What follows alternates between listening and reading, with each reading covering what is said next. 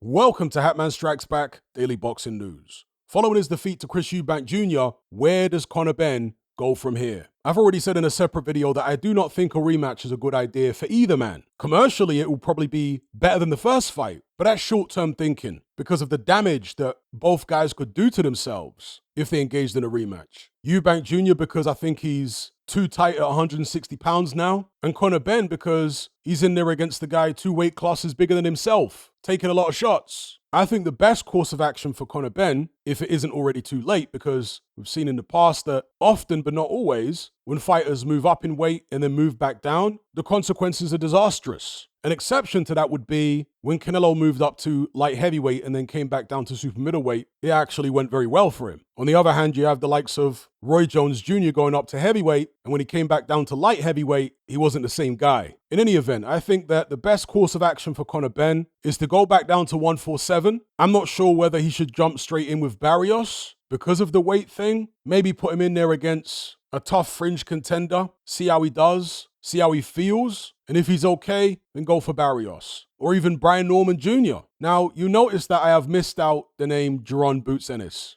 Because for one, I don't think he can beat Boots Ennis. And for two, if he's going to fight Ennis, he might as well do it with a championship belt around his waist, because then he'll at least get more money out of the situation, because it'll be a unification. And funny enough, Eddie Hearn isn't even mentioning Conor Benn's name in the same sentence as Boots Ennis.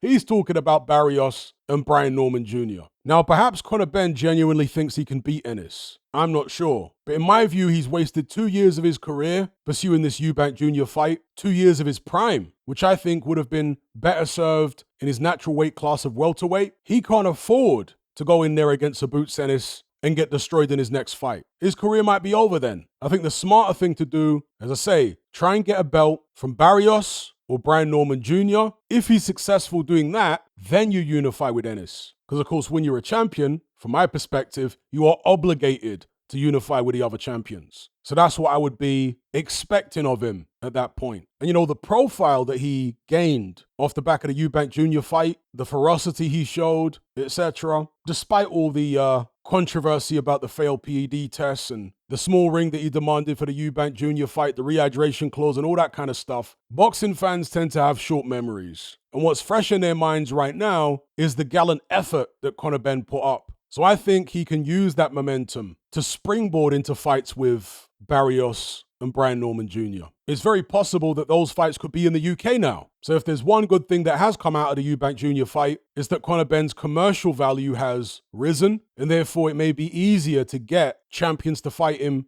on his home turf. Now, if Conor Benn cannot make 147 healthily anymore, I mean, I'm sure he can make the weight, but it's whether he's still strong at that weight. If he isn't, then I think he's got very serious problems indeed, because I can't see him beating any of the current champions at 154 pounds. Just my opinion. I think if he's going to become a world champion, it's going to have to be at 147 as things stand right now. Obviously, the landscape of various divisions can change over time. Perhaps if some of the better guys at 154 get beat or move up or whatever the case may be, then sometime in future there might be an opportunity for Conor Benn in that weight class. But right now, I don't see it. The only realistic opportunity I see for him of becoming a world champion is at 147. So yeah, anyway, those are my thoughts. Leave yours in the comment section below. Don't forget to like this video, share it, and subscribe if you haven't done so already. I'll catch you guys on the next one. I'm out.